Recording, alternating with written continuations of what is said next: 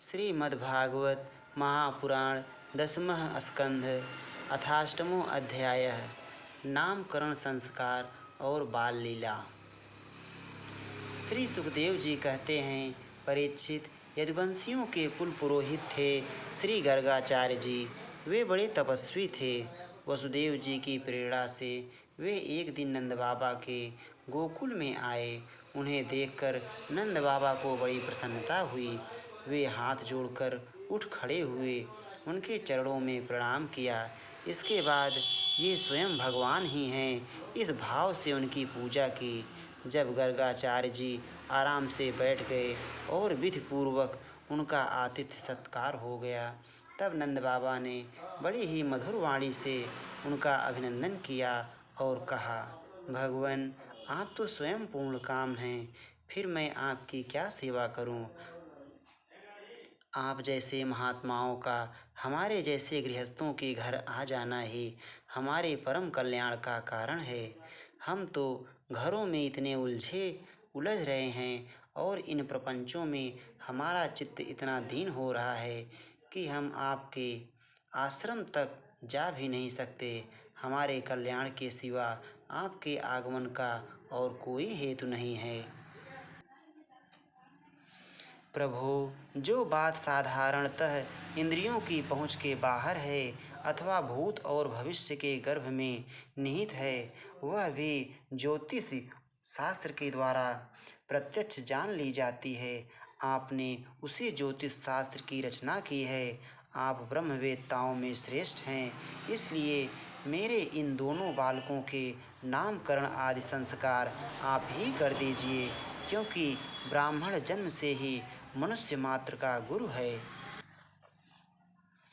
गर्गाचार्य जी ने कहा, नंद जी, मैं सब जगह यदुवंशियों के आचार्य के रूप में प्रसिद्ध हूँ। यदि मैं तुम्हारे पुत्र के संस्कार करूँगा तो लोग समझेंगे कि यह तो देवकी का पुत्र है। कंस की बुद्धि बुरी है, वह पाप ही सोचा करती है। वसुदेव जी के साथ तुम्हारी बड़ी घनिष्ठ मित्रता है। जब से देवकी की कन्या से उसने यह बात सुनी है कि उसको मारने वाला और कहीं पैदा हो गया है, तब से वह यही सोचा करता है कि देवकी के 8वें गर्भ से कन्या का जन्म नहीं होना चाहिए। यदि मैं तुम्हारे पुत्र का संस्कार कर दूं और वह इस बालक को वसुदेव जी का लड़का समझकर मार डाले, तो हमसे बड़ा अन्याय हो जाएगा। नंद बाबा ने कहा, आचार्य जी, आप चुपचाप इस एकांत गौशाला में केवल स्वस्ति वाचन करके इस बालक का द्विजाति समुचित नामकरण संस्कार मात्र कर दीजिए। औरों की कौन कहे, मेरे सगे संबंधी भी इस बात को ना जानने पावें। श्री सुखदेव जी कहते हैं, गर्गाचार्य जी तो संस्कार करना चाहते ही थे।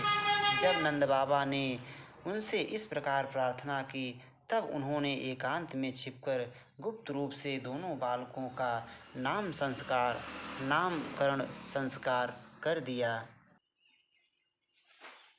गर्गाचार्य जी ने कहा, यह रोहिणी का पुत्र है, इसलिए इसका नाम होगा रोहिणे। यह अपने सगे संबंधी और मित्रों को अपने गुणों से अत्यंत आनंदित करेगा, इसलिए इसका दूसरा नाम होगा राम। इसके बल की कोई सीमा नहीं है, अतः इसका एक नाम बल भी है। यह यादवों में और तुम लोगों में कोई भेदभाव नहीं रखेगा और लोगों में फूट पड़ने पर मेल करावेगा, इसलिए इसका एक नाम संकर्षण भी है।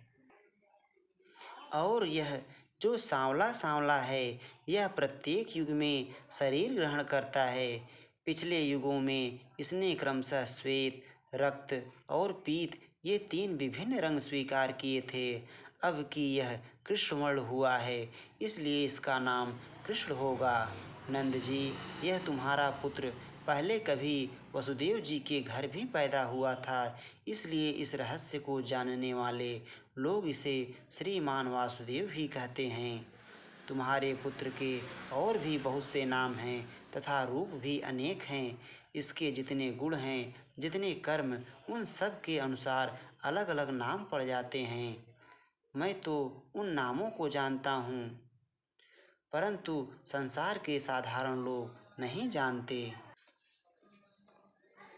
यह तुम लोगों का परम कल्याण करेगा। समस्त गोप और गौओं को यह बहुत ही आनंदित करेगा। इसकी सहायता से तुम लोग बड़ी बड़ी विपत्तियों को बड़ी सुगमता से पार कर लोगे।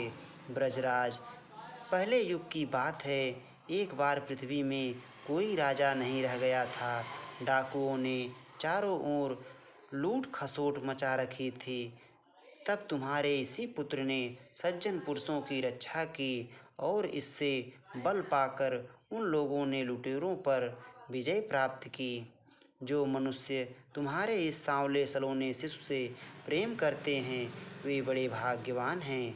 जैसे विष्णु भगवान के कर कमलों की छत्र छाया में रहने वाले देवताओं को असुर नहीं जीत सकते, वैसे ही इससे प्रेम करने वालों को भीतर या बाहर किसी भी प्रकार के शत्रु नहीं जीत सकते। नंद जी, चाहे जिस दृष्टि से देखें, गुण में, संपत्ति और सौंदर्य में, कीर्ति और प्रभाव में तुम्हारा यह बालक साक्षात भगवान नारायण के समान है। तुम बड़ी सावधानी और तत्परता से इसकी रक्षा करो। इस प्रकार नंद बाबा को भली भांति समझाकर आदेश देकर गर्गाचार्य जी अपने आश्रम को लौट गए। उनकी बात सुनकर नंद बाबा को बड़ा ही आनंद हुआ। उन्होंने ऐसा समझा कि मेरी सब आशा लालसाएं पूरी हो गई, मैं अब कृतकृत्य हूँ। परीक्षित, कुछ ही दिनों में राम और श्याम घुटनों और हाथों के बल बकैया चल चलकर गोकुल में खेलने लगे। दोनों भाई अपने नन्हे नन्हे पाँवों को गोकुल की कीचड़ में घसीटते हुए चलते। उस समय उनके पाँव और कमर के घुंघरू रुंझुन रुंझुन बजने लगते। वह शब्द बड़ा भला मालूम पड़ता। वे दोनों स्वयं वह ध्वनि सुनकर खिल उठते। कभी कभी वे रास्ते चलते किसी अज्ञात व्यक्ति के पीछे हो लेते। फिर जब देखते कि यह तो कोई दूसरा है, तब झक से रह जाते और डर कर अपनी माताओं रोहिणी जी और यशोदा जी के पास लौट आते। माताएं यह सब देख देख कर स्नेह से भर जाती। उनके स्तनों से दूध की धारा बहने लगती थी। जब उनके दोनों नन्हे नन्हे से शिशु अपने शरीर में कीचड़ का अंगराग लगाकर लौटते, तब उनकी सुंदरता और भी बढ़ जाती थी। माताएं उन्हें आते ही दोनों हाथों से गोद में लेकर हृदय से लगा लेती। माताएं उन्हें आते ही दोनों हाथों से गोद में लेकर हृदय से लगा लेती और स्तनपान कराने लगती। जब वे दूध पीने लगते और बीच बीच में मुस्कुरा मुस्कुरा कर अपनी माताओं की ओर देखने लगते, तब वे उनकी मंद मंद मुस्कान, छोटी छोटी तंतुलियाँ और भोला भाला मुँह देखकर आनंद के समुद्र में डूबने उतराने लगती। जब राम और श्याम दोनों कुछ और बड़े हुए, तब ब्रज में घर के बाहर ऐसी ऐसी बाल लीलाएं करने लगे जिन्हें गोपियां देखती ही रह जाती। जब वे किसी बैठे हुए बछड़े की पूंछ पकड़ लेते और बछड़े डर कर इधर उधर भागते, तब वे दोनों और भी जोर से पूंछ पकड़ लेते और बछड़े उन्हें घसीटते हुए दौड़ने लगते। गोपियां अपने घर का काम धंधा छोड़कर यही सब देखती रहती और हंसते हंसते लोटपोट होकर परम आनंद में मग्न हो जाती। कन्हैया और बलदाऊ दोनों ही बड़े चंचल और बड़े खिलाड़ी थे। वे कहीं हरिन, गाय आदि सींग वाले पशुओं के पास दौड़ जाते, तो कहीं धधकती हुई आग से खेलने के लिए कूद पड़ते। कभी दांत से काटने वाले कुत्तों के पास पहुंच जाते, तो कभी आँख बचाकर तलवार उठा लेते। कभी कुएं या गड्ढे के पास जल में गिरते गिरते बचते। कभी मोर आदि पक्षियों के निकट चले जाते और कभी कांटों की ओर बढ़ जाते थे। माताएं उन्हें बहुत बरसती परंतु उनकी एक ना चलती। ऐसी स्थिति में वे घर का काम धंधा भी नहीं संभाल पाती। उनका चित्त बच्चों को भय की वस्तुओं से बचाने की चिंता से अत्यंत चंचल रहता था। राजर्षि कुछ ही दिनों में यशोदा और रोहिणी के लाडले लाल घुटनों का सहारा लिए बिना अनायास ही खड़े होकर गोकुल में चलने फिरने लगे। जब श्याम सुंदर घुटनों का सहारा लिए बिना चलने लगे तब वे अपने घर में अनेकों प्रकार की कौतुकमयी लीला करने लगे। शून्ये चोरयतः स्वयं निजगृहे हैयंगवीनं मणिस्तंभे स्वप्रतिबिम्बमेच्छितवत् अस्तेनैव सार्धं भिया भ्रातरमावद मम समो भागस्तवापीहितो भूअङ्गच्छ्वे अत्यालपतो हरेः कलवचो मात्रा रहः श्रूयते।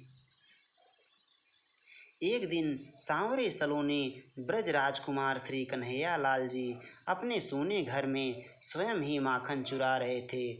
उनकी दृष्टि मणि के खंभे में पड़े हुए अपने प्रतिबिंब पर पड़ी। अब तो वे डर गए। अपने प्रतिबिंब से बोले, अरे भैया, मेरी मैया से कहियो मत, तेरा भाग भी मेरे बराबर ही मुझे स्वीकार है। ले खा ले भैया। यशोदा माता अपने लाला की तोतली बोली सुन रही थी। उन्हें बड़ा आश्चर्य हुआ। वे घर में भीतर घुस आईं। माता को देखते ही श्री कृष्ण ने अपने प्रतिबिंब को दिखाकर बात बदल दी। मातः क एष नवनीतमिदं त्वदीयं लोभेन चोरयितुमद् गृहं प्रविष्टः मद्वारणं न मनुते मयि रोषभाजिरोषं तनोति न ही मे नवनीत लोभः। मैया, यह कौन है लोभवश तुम्हारा माखन चुराने के लिए आज घर में घुस आया है। मैं मना करता हूँ तो मानता नहीं है और मैं क्रोध करता हूँ तो यह भी क्रोध करता है। मैया, तुम कुछ और मत सोचना, मेरे मन में माखन का तनिक भी लोभ नहीं है। अपने दुधमुहे शिशु की प्रतिभा देखकर मैया वात्सल्य स्नेह के आनंद में मग्न हो गई। एक दिन श्याम सुंदर माता के बाहर जाने पर घर में ही माखन चोरी कर रहे थे। इतने में ही दैववश यशोदा जी लौट आईं और अपने लाडले लाल को न देखकर पुकारने लगी। कृष्ण क्वासि करोषि किं पितरिति श्रुत्वैव मातुर्वचः साशंकं नवनीतचौय विरतो विस्रभ्य ताम अब्रवीत् मातः पद्मराग महसा पाणिर्ममातप्यते तेनायं नवनीत भाण्डविवरे विन्यस्य निर्वापितः। कन्हैया, अरे ओ मेरे बाप, कहाँ है, क्या कर रहा है। माता की यह बात सुनते ही माखन चोर श्री कृष्ण डर गए और माखन चोरी से अलग हो गए। फिर थोड़ी देर चुप रहकर यशोदा जी से बोले, मैया, यह जो तुमने मेरे कंकड़ में पद्मराग जड़ा दिया है, इसकी लपट से मेरा हाथ जल रहा था। इसी से मैंने इसे माखन के मटके में डालकर बुझाया था। माता यह मधुर मधुर कन्हैया की तोतली बोली सुनकर मुग्ध हो गई और आओ बेटा ऐसा कहकर लाला को गोद में उठा लिया और प्यार से चूमने लगी। ये ब्रजवासियों के कन्हैया स्वयं भगवान हैं, परम सुंदर और परम मधुर। अब वे और बलराम अपनी ही उम्र के ग्वाल बालों को अपने साथ लेकर खेलने के लिए ब्रज में निकल पड़ते और ब्रज की भाग्यवती गोपियों को निहाल करते हुए तरह तरह के खेल खेलते। उनके बचपन की चंचलताएं बड़ी ही अनोखी होती थीं। गोपियों को तो वे बड़े ही सुंदर और मधुर लगती।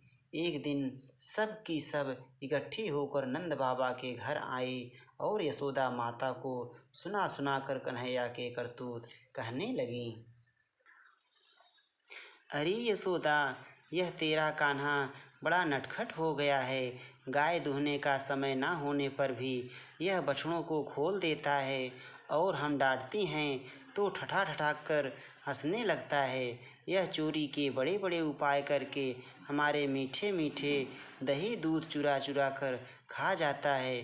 केवल अपने ही खाता तो भी एक बात थी, यह तो सारा दही दूध वानरों को बांट देता है, और जब वे भी पेट भर जाने पर नहीं खा पाते तब यह हमारे माटों को भी फोड़ डालता है। यदि घर में कोई वस्तु इसे नहीं मिलती तो यह घर और घर वालों पर बहुत खींचता है और हमारे बच्चों को रुलाकर भाग जाता है। जब हम दही दूध को छींकों पर रख देती हैं और इसके छोटे छोटे हाथ वहाँ तक नहीं पहुँच पाते, तब यह बड़े बड़े उपाय रचता है। कहीं 2-4 पीढ़ों को एक के ऊपर एक रख देता है, कहीं ऊखल पर चढ़ जाता है तो कहीं ऊखल पर पीढ़ा रख देता है, कभी कभी तो अपने किसी साथी के कंधे पर ही चढ़ जाता है। जब इतने पर भी काम नहीं चलता तब यह नीचे से ही उन बर्तनों में छेद कर देता है। इसे इस बात की पक्की पहचान रहती है कि किस छींके पर किस बर्तन में क्या रखा है, और ऐसे ढंग से छेद करना जानता है कि किसी को पता तक ना चले। जब हम अपनी वस्तुओं को बहुत अंधेरे में छिपा देती हैं तब नंदरानी, तुमने तो इसे बहुत से मणिमय आभूषण पहना रखे हैं। उनके प्रकाश से अपने आप ही सब कुछ देख लेता है। इसके शरीर में भी ऐसी ज्योति है कि जिससे इसे सब कुछ दिख जाता है। यह इतना चालाक है कि कब कौन कहाँ रहता है इसका पता रखता है, और जब हम सब घर के काम धंधों में उलझी रहती हैं तब यह अपना काम बना लेता है। ऐसा करके भी ढिठाई की बातें करता है, उल्टे हमें ही चोर बनाता और अपने घर का मालिक बन जाता है। इतना ही नहीं, यह हमारे लिए पुते स्वच्छ घरों में मूत्र आदि भी कर देता है। तनिक देखो तो इसकी ओर, वहाँ तो चोरी के अनेकों उपाय करके काम बनाता है, और यहाँ मालूम हो रहा है कि मानो पत्थर की मूर्ति खड़ी हो। वाह रे भोले भाले साधु, इस प्रकार गोपियाँ कहती जाती और श्री कृष्ण के भीत चकित नेत्रों से युक्त मुख कमल को देखती जाती। उनकी यह दशा देखकर नंदरानी यशोदा जी उनके मन का भाव ताड़ लेती और उनके हृदय में स्नेह और आनंद की बाढ़ आ जाती। वे इस प्रकार हंसने लगती कि अपने लाडले कन्हैया को इस बात का उलाहना भी न दे पाती, डांटने की बात तक नहीं सोच पाती। छुर्णाभ्याम करकुडमलेन बिगलद्वास्पाम्बु दृग्भ्याम रुदन हुम हुम हुमिति रुद्धकंठ कुहुरादस्पष्ट वाग्विवभ्रमः मात्रासौ नवनीतचौर्य कतुके प्राग्भर्तिसितः स्वाञ्चलेना मृज्यास्य मुखं तवैदखिलं वत्सेति कंठे कृतः। एक दिन माता ने माखन चोरी करने पर श्याम सुंदर को धमकाया, डांटा फटकारा। बस दोनों नेत्रों से आंसुओं की झड़ी लग गई। कर कमल से आंखें मलने लगे, करके रोने लगे। गला रूंध गया, मुंह से बोला नहीं जाता था। बस माता यशोदा का धैर्य टूट गया। अपने आंचल से अपने लाला कन्हैया का मुंह पोंछा और बड़े प्यार से गले लगाकर बोली, लाला, यह सब तुम्हारा ही है, यह चोरी नहीं है। एक दिन की बात है, पूर्णचंद्र की चांदनी से मणिमय आंगन धुल गया था। यशोदा मैया के साथ गोपियों की गोष्ठी जुड़ रही थी। वहीं खेलते खेलते कृष्णचंद्र की दृष्टि चंद्रमा पर पड़ी। उन्होंने पीछे से आकर यशोदा मैया का घूंघट उतार लिया और अपने कोमल करों से उनकी चोटी खोलकर खींचने लगे और बार बार पीठ थपथपाने लगे। मैं लूँगा तोतली बोली से इतना ही कहते। जब मैया की समझ में बात नहीं आई तब उसने स्नेहार्द दृष्टि से पास बैठी ग्वालिनियों की ओर देखा। अब वे विनय से प्यार से फुसलाकर श्री कृष्ण को अपने पास ले आईं और बोली, लालन तुम क्या चाहते हो? दूध? श्री कृष्ण, ना? क्या बढ़िया दही? ना? क्या खुरचन? ना? मलाई? ना? ताज़ा माखन? ना? ग्वालिनों ने कहा, बेटा रूठो मत, रो मत, जो मांगोगे सो देंगी। श्री कृष्ण ने धीरे से कहा, घर की वस्तु नहीं चाहिए और अंगुली उठाकर चंद्रमा की ओर संकेत कर दिया। गोपियाँ बोलीं, ओ मेरे बाप, यह कोई माखन का लौंदा थोड़ी ही है। हाय हाय, हम यह कैसे देंगी? यह तो प्यारा प्यारा हंस आकाश के सरोवर में तैर रहा है। श्री कृष्ण ने कहा, मैं भी तो खेलने के लिए इस हंस को ही मांग रहा हूँ। शीघ्रता करो, पार जाने के पूर्व ही मुझे ला दो। अब और भी मचल गए। धरती पर पांव पीट पीट कर, हाथों से गला पकड़ पकड़ कर दो दो कहने लगे और पहले से भी अधिक रोने लगे। दूसरी गोपियों ने कहा, बेटा राम राम, इन्होंने तुमको बहला दिया है। यह राजहंस नहीं है, यह तो आकाश में ही रहने वाला चंद्रमा है। श्री कृष्ण हट कर बैठे, मुझे तो यही दो। मेरे मन में इसके साथ खेलने की बड़ी लालसा है। अभी दो, अभी दो। जब बहुत रोने लगे तब यशोदा माता ने गोद में उठा लिया और प्यार करके बोली, मेरे प्राण, ना यह राजहंस है और ना तो चंद्रमा है, यह माखन ही, परंतु तुमको देने योग्य नहीं है। देखो, इसमें वह काला काला विष लगा हुआ है। इससे बढ़िया होने पर भी इसे कोई नहीं खाता है। श्री कृष्ण ने कहा, मैया, इसमें विष कैसे लग गया? बात बदल गई। मैया ने गोद में लेकर मधुर मधुर स्वर से कथा सुनाना प्रारंभ किया। माँ बेटे में प्रश्नोत्तर होने लगे। यशोदा, लाला, एक क्षीर सागर है। श्री कृष्ण, मैया, वह कैसा है?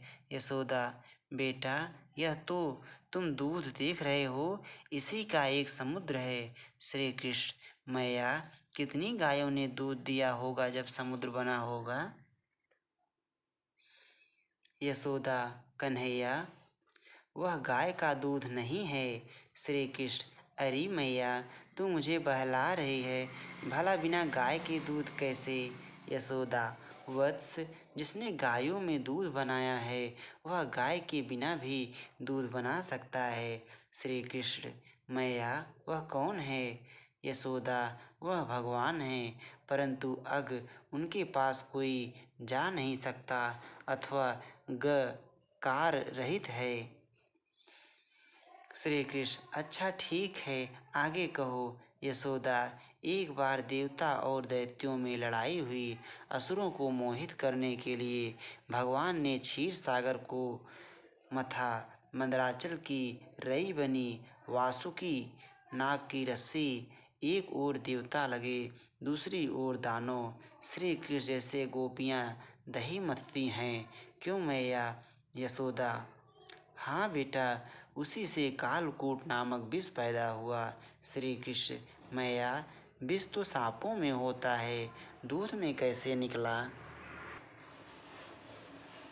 यशोदा, बेटा, जब शंकर भगवान ने वही विष पी लिया तब उसकी जो फुइयाँ धरती पर गिर पड़ी, उन्हें पीकर सांप विस्तर हो गए। सो बेटा, भगवान की ही ऐसी कोई लीला है जिससे दूध में विष निकला। श्री कृष्ण, अच्छा मैया, यह तो ठीक है। यशोदा बेटा चंद्रमा की ओर दिखाकर, यह मक्खन भी उसी से निकला है, इसलिए थोड़ा सा विष इसमें भी लग गया। देखो देखो, इसी को लोग कलंक कहते हैं। सो मेरे प्राण, तुम घर का ही मक्खन खाओ। कथा सुनते सुनते श्याम सुंदर की आंखों में नींद आ गई और मैया ने उन्हें पलंग पर सुला दिया। भगवान की लीला पर विचार करते समय यह बात स्मरण रखनी चाहिए कि भगवान का लीला धाम, भगवान के लीला पात्र, भगवान का लीला शरीर और उनकी लीला प्राकृत नहीं होती। भगवान में देह देही का भेद नहीं है। महाभारत में आया है, नाभूत संग संस्थानो देवस्य परमात्मनः यो वेत्ति भौतिकं देहं कृष्णस्य परमात्मनः स सर्वस्माद् बहिष्कार्यः स्रोतस्मार्थ विधानतः मुखं तस्यावलोक्यापि सचैलः स्नानमाचरेत्। परमात्मा शरीर भूत समुदाय से बना हुआ नहीं होता। जो मनुष्य श्री कृष्ण परमात्मा के शरीर को भौतिक जानता मानता है, उसका समस्त स्रोत स्मार्थ कर्मों से बहिष्कार कर देना चाहिए, अर्थात उसका किसी भी शास्त्रीय कर्म में अधिकार नहीं है। यहाँ तक कि उसका मुँह देखने पर भी सचैल वस्त्र सहित स्नान करना चाहिए। श्रीमद् भागवत में ही ब्रह्मा जी ने भगवान श्री कृष्ण की स्तुति करते हुए कहा है, अस्यापि देव वपुषो मदनुग्रहस्य स्वेच्छामयस्य न तो भूतमयस्य को अपि। आपने मुझ पर कृपा करने के लिए ही यह स्वेच्छामय सच्चिदानंद स्वरूप प्रकट किया है। यह पांच भौतिक कदापि नहीं है। इससे यह स्पष्ट है कि भगवान का सभी कुछ अप्राकृत होता है। इसी प्रकार यह माखन चोरी की लीला भी अप्राकृत दिव्य ही है। यदि भगवान के नित्य परम धाम में अभिन्न रूप से नित्य निवास करने वाली नित्य सिद्धा गोपियों की दृष्टि से न देखकर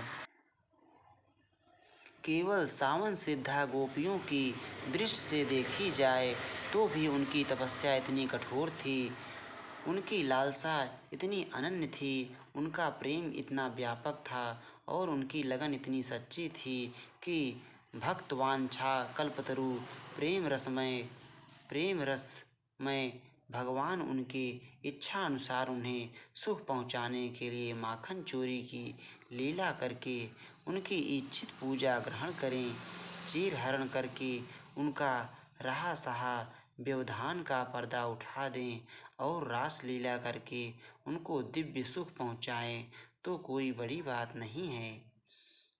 भगवान नित्य सिद्धा चिदानंदमयी गोपियों के अतिरिक्त बहुत सी ऐसी गोपियाँ और थीं जो अपने महान साधना के फलस्वरूप भगवान की मुक्त जन वांछित सेवा करने के लिए गोपियों के रूप में अवतीर्ण हुई थीं।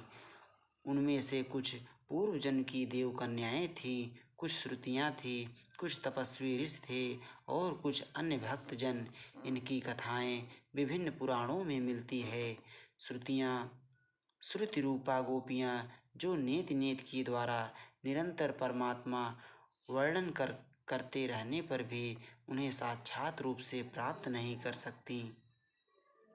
गोपियों के साथ भगवान के दिव्य रसमय विहार की बात जानकर गोपियों की उपासना करती हैं और अंत में स्वयं गोपी रूप में परिणत होकर भगवान श्री कृष्ण को साक्षात अपने प्रीतम रूप से प्राप्त करती हैं। इनमें मुख्य श्रुतियों के नाम हैं उद्गीता, सुगीता, कलगीता, कलकंठिका और विपंची आदि। भगवान के श्री रामा अवतार में उन्हें देखकर मुग्ध होने वाले, अपने आप को उनके स्वरूप सौंदर्य पर न्यौछावर कर देने वाले सिद्ध ऋषिगण, जिनकी प्रार्थना से प्रसन्न होकर भगवान ने उन्हें गोपी होकर प्राप्त करने का वर दिया था, ब्रज में गोपी रूप से अवतीर्ण हुए थे। इसके अतिरिक्त मिथिला की गोपी कौशल की गोपी, अयोध्या की गोपी, पुलिंद गोपी, रमा बैकुंठ, श्वेत द्वीप आदि की गोपियाँ और जालंधरी गोपी आदि गोपियों के अनेकों यूथ थे, जिनको बड़ी तपस्या करके भगवान से वरदान आदि की वरदान पाकर गोपी रूप में अवतीर्ण होने का सौभाग्य प्राप्त हुआ था। पद्म पुराण के पाताल खंड में बहुत से ऐसे ऋषियों का वर्णन है, जिन्होंने बड़ी कठिन तपस्या आदि करके अनेकों कल्पों के बाद गोपी स्वरूप को प्राप्त किया था। उनमें से कुछ के नाम निम्नलिखित हैं। पहला है, एक उग्रतपा नाम के ऋषि थे। वे अग्निहोत्री और बड़े दृढ़व्रती थे।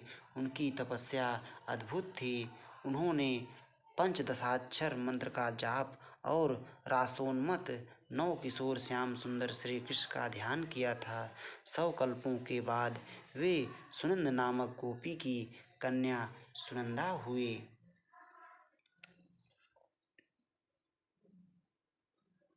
एक सत्यतपा नाम के मुनि थे।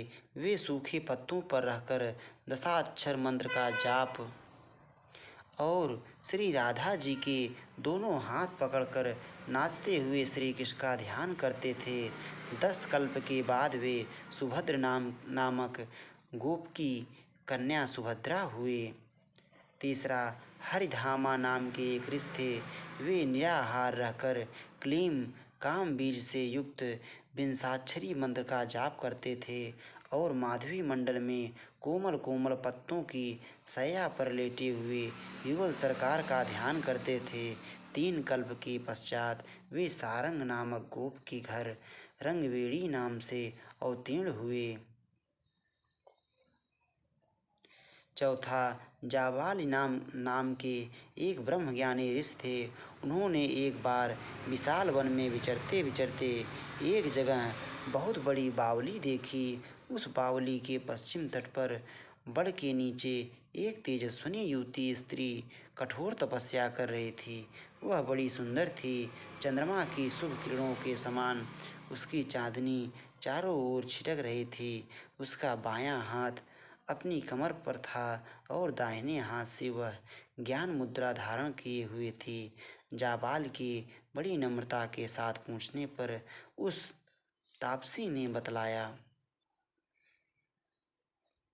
ब्रह्म विद्याहं तुला योगीन्द्रया च मृग्यते साहं हरिपदाम्भोज काम्यया सुचिरं तपः ब्रह्मानंदेन पूर्णाहं तेनानंदेन तृप्तधीः चराम्यस्मिन् वने घोरे ध्यायान्ति पुरुषोत्तमं तथापि शून्यमात्मानं मन्ये कृष्णरतिं कपिना।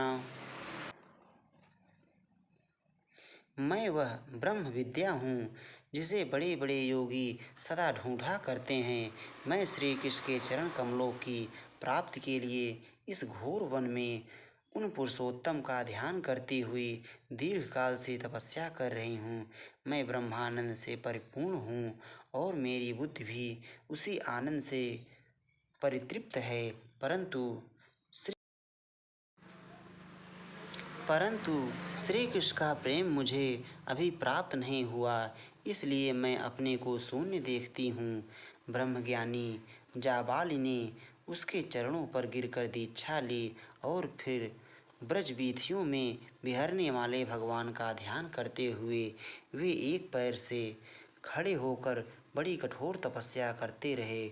9 कल्पों के बाद प्रचंड नामक गोप के घर वे चित्रगंधा के रूप में प्रकट हुए।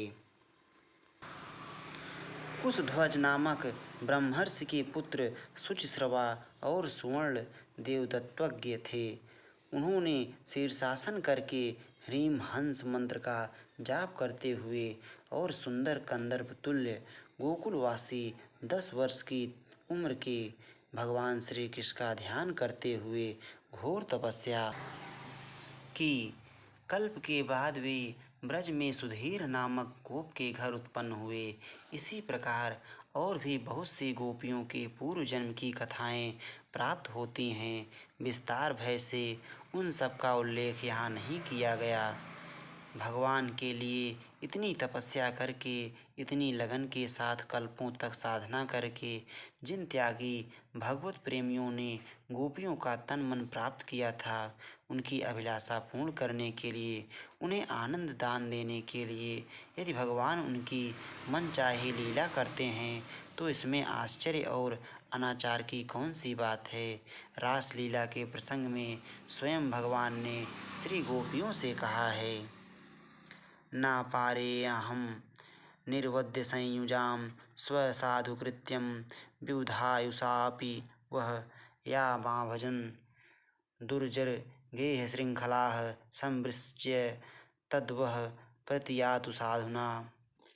गोपियों, तुमने लोक और परलोक के सारे बंधनों को काटकर मुझसे निष्कपट प्रेम किया है।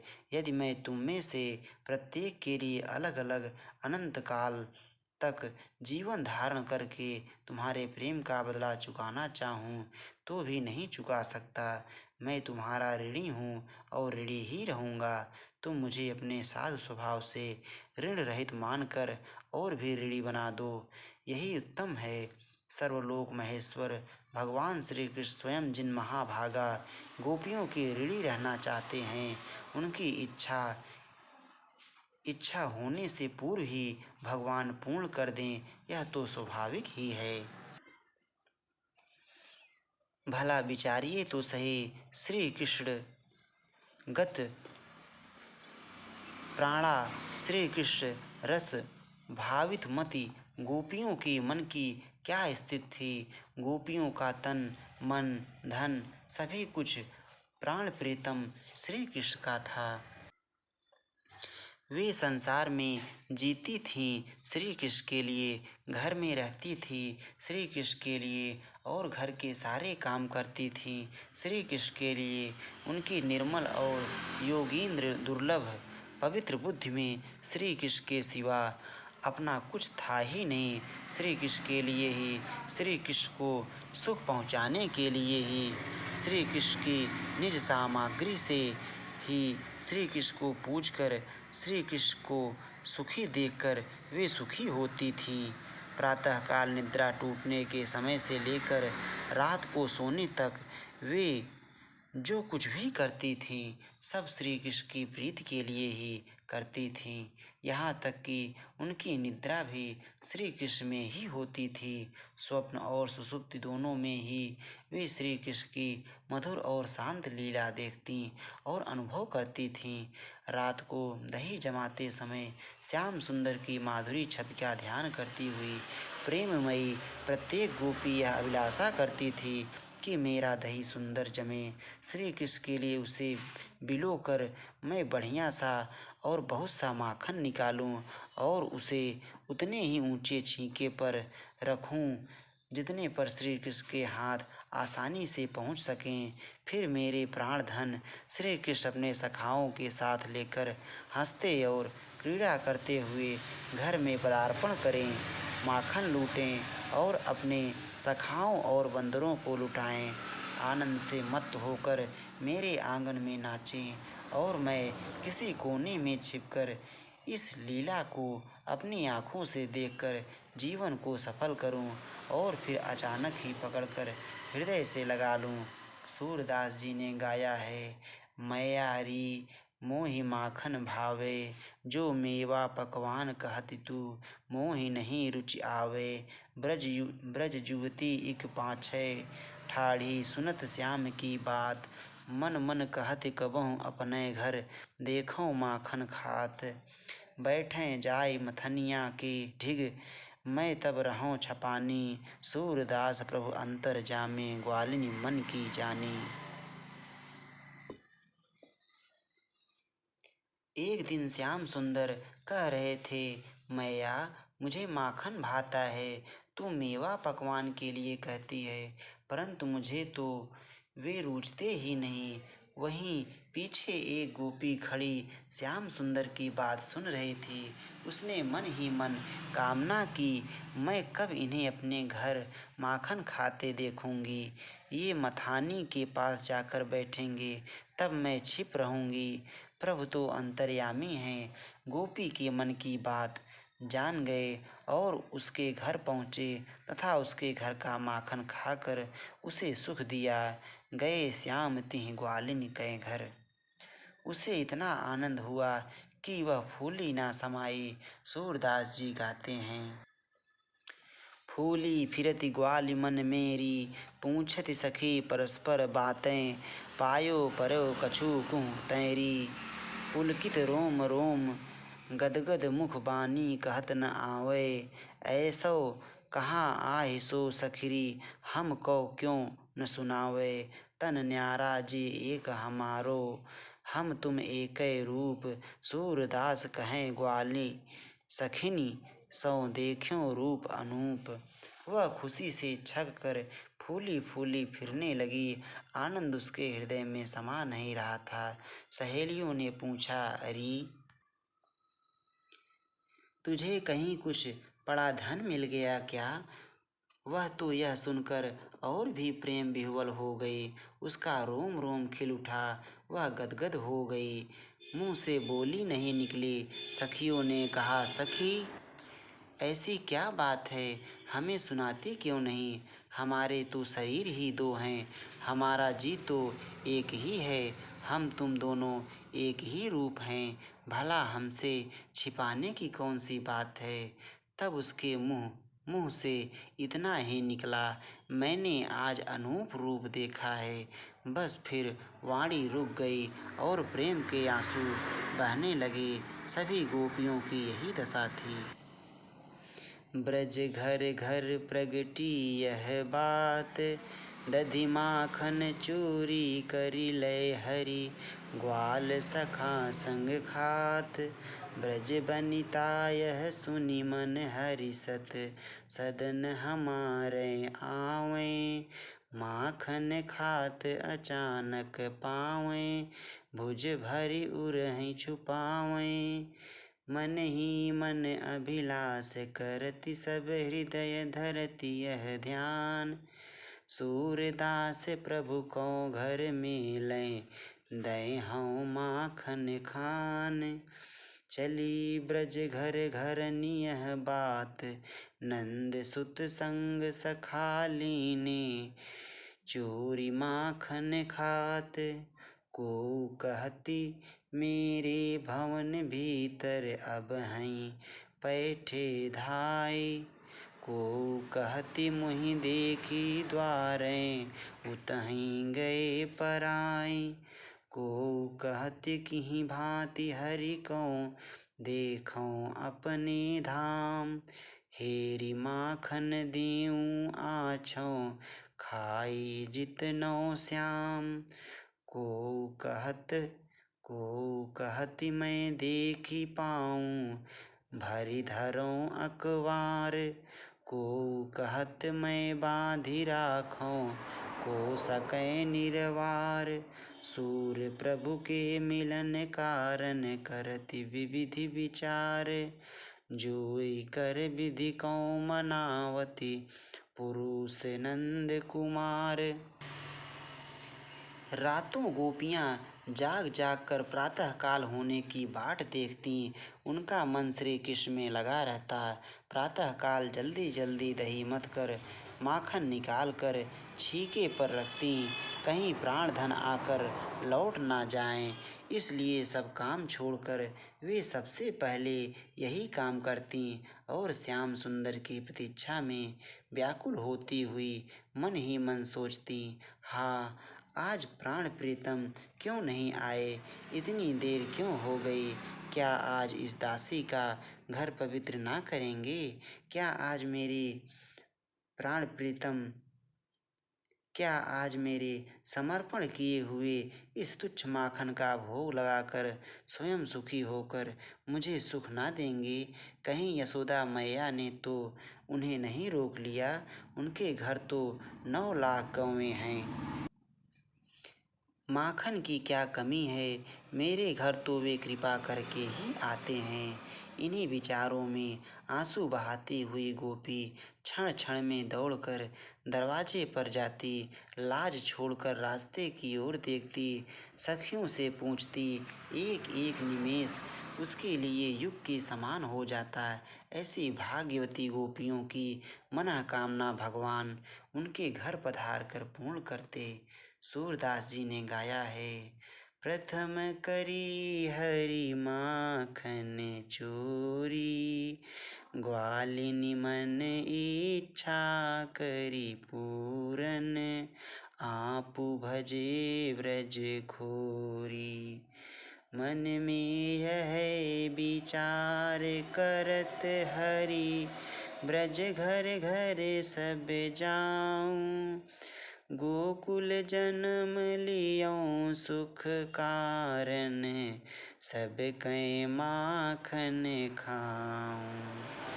बाल रूप जसुमती मुहि जाने, गोपिनी मिली सुख भोग, सूरदास प्रभु कहत प्रेम सौ, ये मेरे ब्रज लोग। अपने निज जन ब्रजवासियों को सुखी करने के लिए ही तो भगवान गोकुल में पधारे थे। माखन तो नंद बाबा के घर पर कम ना था, लाख लाख गौवें थी। वे चाहे जितना खाते लुटाते, परंतु वे तो केवल नंद बाबा के ही नहीं, सभी ब्रजवासियों के अपने थे। सभी को सुख देना चाहते थे। गोपियों की लालसा पूरी करने के लिए ही वे उनके घर जाते और चुरा चुरा कर माखन खाते। यह वास्तव में चोरी नहीं, यह तो गोपियों की पूजा पद्धति का भगवान के द्वारा स्वीकार था। भक्त वत्सल भगवान भक्त की पूजा स्वीकार कैसे ना करें। भगवान की इस दिव्य लीला माखन चोरी का रहस्य न जानने के कारण ही कुछ लोग इसे आदर्श के विपरीत बतलाते हैं। उन्हें पहले समझना चाहिए चोरी क्या वस्तु है, वह किसकी होती है और कौन करता है। चोरी उसे कहते हैं जब किसी दूसरे की कोई चीज़ उसकी इच्छा के बिना, उसके अनजान में और आगे भी वह जान ना पाए ऐसी इच्छा रखकर ले ली जाती है। भगवान श्री कृष्ण गोपियों के घर से माखन लेते थे उनकी इच्छा से, गोपियों के अनजान में नहीं, उनकी जान में। उनके देखते देखते और आगे जनाने की कोई बात ही नहीं, उनके सामने ही दौड़ते हुए निकल जाते थे। दूसरी बात महत तत्व की यह है कि संसार में या संसार के बाहर ऐसी कौन सी वस्तु है जो भगवान की नहीं है और वे उसकी चोरी करते हैं। गोपियों का तो सर्वस्व श्री भगवान का था ही, सारा जगत ही उनका है। वे भला किसकी चोरी कर सकते हैं। हाँ, चोर तो वास्तव में वे लोग हैं जो भगवान की वस्तुओं को अपनी मानकर ममता आसक्ति में फंसे रहते हैं और दंड के पात्र बनते हैं। उपर्युक्त सभी दृष्टियों से यही सिद्ध होता है कि माखन चोरी चोरी न थी, भगवान की दिव्य लीला थी। असल में गोपियों ने प्रेम की अधिकता से ही भगवान का प्रेम का नाम चोर रख दिया था, क्योंकि वे उनके चित्त चोर जो थे, चित्त चोर तो थे ही।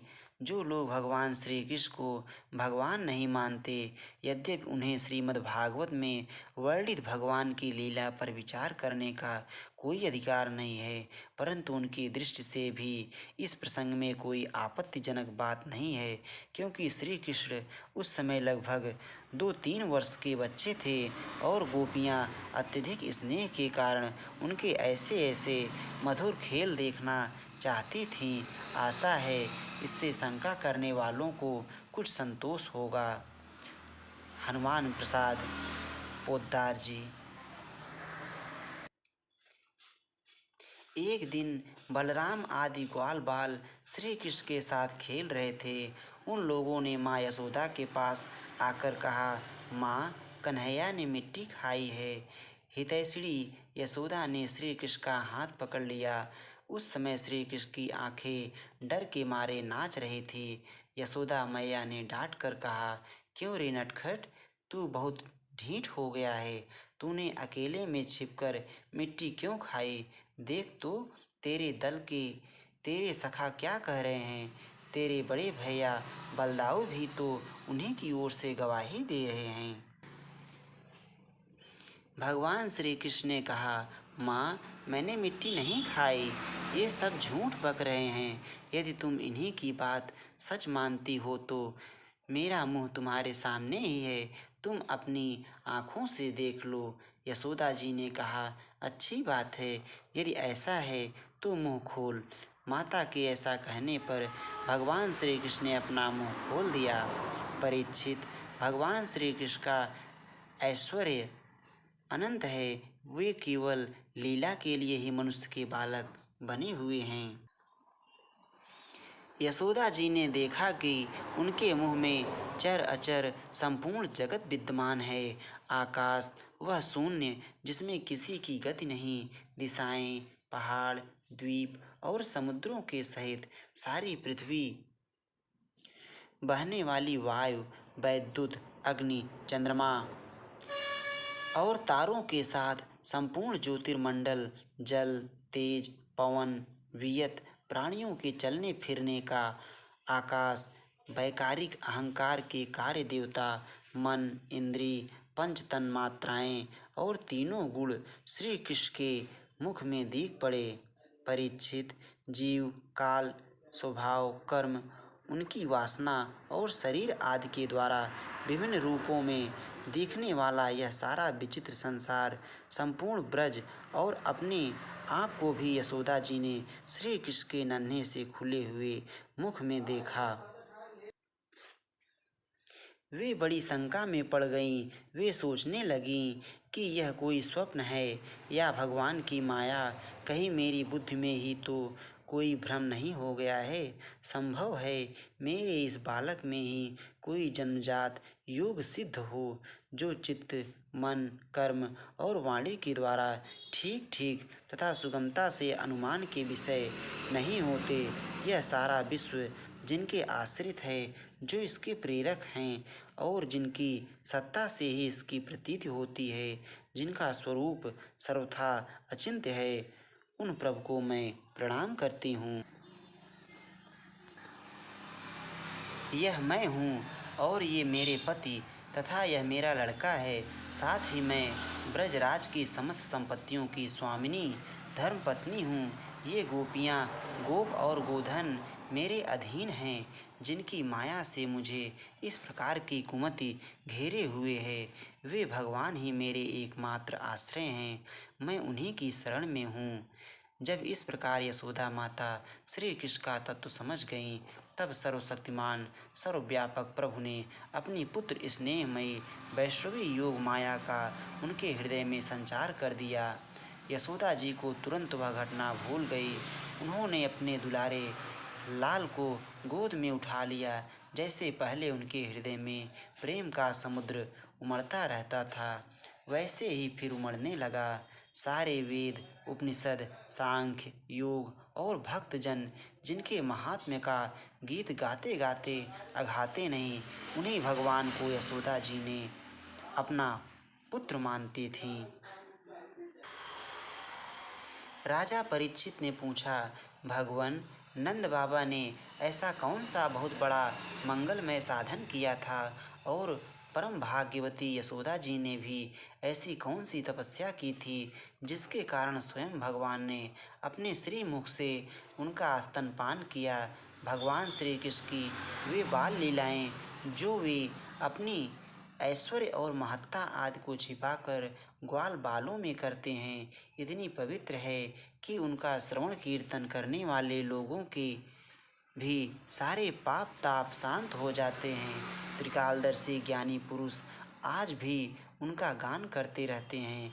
वे ही लीलाएं उनके जन्मदाता माता पिता देवकी वसुदेव जी को तो देखने तक को ना मिली और नंद यशोदा उनका अपार सुख लूट रहे हैं, इसका क्या कारण है? श्री सुखदेव जी ने कहा, परीक्षित, नंद बाबा पूर्व जन्म में एक श्रेष्ठ वसु थे। उनका नाम था द्रोण और उनकी पत्नी का नाम था धरा। उन्होंने ब्रह्मा जी के आदेशों का पालन करने की इच्छा से उनसे कहा, भगवान, जब हम पृथ्वी पर जन्म लें तब जगदीश्वर भगवान श्री कृष्ण में हमारी अनन्य प्रेममयी भक्ति हो, जिस भक्ति के द्वारा संसार में लोग अनायास ही दुर्गतियों को पार कर जाते हैं। ब्रह्मा जी ने कहा, ऐसा ही होगा। वे ही परम यशस्वी भगवानमय द्रोण ब्रज में पैदा हुए और उनका नाम हुआ नंद, और वे ही धरा इस जन्म में यशोदा के नाम से उनकी पत्नी हुई। परीक्षित, अब इस जन्म में जन्म मृत्यु के चक्र से छुड़ाने वाले भगवान उनके पुत्र हुए और समस्त गोप गोपियों की अपेक्षा इन पति पत्नी नंद और यशोदा जी का उनके प्रति अत्यंत प्रेम हुआ। ब्रह्मा जी की बात सत्य करने के लिए भगवान श्री कृष्ण बलराम जी के साथ ब्रज में रहकर समस्त ब्रजवासियों को अपनी बाल लीला से आनंदित करने लगे। इति श्रीमद्भागवते महापुराणे पारमहंस्यां संहितायां दशम स्कंधे पूर्वार्धे विश्वरूप दर्शने अष्टमो अध्यायः। श्री राधा वल्लभ लाल की जय। भगवान श्री कृष्ण मिट्टी को जब खाए तो उसके पक्ष में दिया हुआ है।